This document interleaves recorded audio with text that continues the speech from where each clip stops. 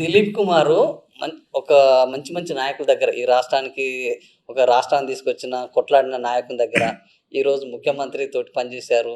కోదండరాము, వివి ఇంతమంది వ్యక్తులతో పనిచేసి ఏ పార్టీలో ఇమడలేక ఎప్పుడు మళ్ళా తిట్టే పక్షం ఉన్నాడు. అసలు నాయకుడా ఈయన ఉద్యమకారుడా? నేనైతే ఉద్యమకారుడే కదా. నేను 69 జైలుకు పోయినా. రాజకీయ పార్టీలు పెట్టే వాళ్ళు రాజకీయ నాయకులు అవుతారు కదా. ఆ తర్వాత రాజకీయ పార్టీని పెట్టింది ఒక ఆర్ఎల్ఈనే నాది. అవును, మళ్ళీ ఆర్ఎల్ఈ నడుపుతున్నాడు. ఇప్పుడు రాజకీయ నాయకుడు ఉద్యమకారుడు నువ్వు చెప్పాలి. నా యాక్టివిటీని బట్టి నేను ఉద్యమకారుడు. నేను ఉద్యమకారుని చెప్పుకోవడానికి గర్వపడతా. 69 ఉద్యమకారుని చెప్పుకోవడానికి చాలా గర్వపడతా. చాలా తక్కువ మంది ఉంటారు 69 యాజిటేటర్స్. 70 years నాకు. ఇంకా నాకంటే 10 ఏళ్ల ముందు ఉన్నాడో లేడు, దాదాపుగా తక్కువ మంది. 69 ఉద్యమకారుడు అనేది ఒక గౌరవం మాకు.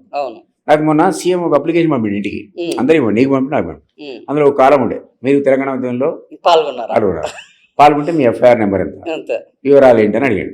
నేను ఎఫ్ఐఆర్ నెంబర్ రాసిన, అప్పుడు తోటి ఇప్పుడు తోటి రాసిన. ఏమన్నట్టు కింద, నాకు ప్రభుత్వ పెన్షన్ వద్దు, 250 గజాలు వద్దు, నాకు ఒక తామ్రపత్రం ఇస్తే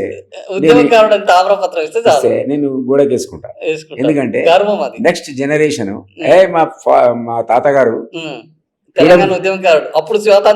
ఫ్రీడమ్ ఫైటర్ రా తెలంగాణ కోసం అని చెప్తాడు. అది నాకు గౌరవం అని చెప్పిన. రాసి సంతకం పెట్టి పంపిన. నేను ఐ డి నాట్ క్లెయిమ్ నీ 250 acres కానీ నీకు పెన్షన్ కొడుతున్నారు పత్రం పోయి అది కూడా వెళ్ళి పోరాడకు. వీళ్ళు తిరుగుతున్నారు బస్ వేసుకొని తెలంగాణ ఉద్యోగకారులకు. పొద్దున శ్రీకాంతాచారికి దండేసి ఇచ్చిన అని చెప్పిన వాళ్ళు బస్ వేసుకుని 534 మండలాలట, 64 అంతా తిరుగుతారట. ఏది వాళ్ళకు నువ్వు ఇస్తాన ప్లాట్ కోసం, నువ్వు ఇస్తాన సర్టిఫికేట్ కోసం, నువ్వు ఇస్తాన పెన్షన్ కోసం. ఇది జరగచ్చా? 2 years అయింది. నీ మేనిఫెస్టోలో ఉద్యమకారులు గౌరవిస్తాను పెట్టుకున్నారు.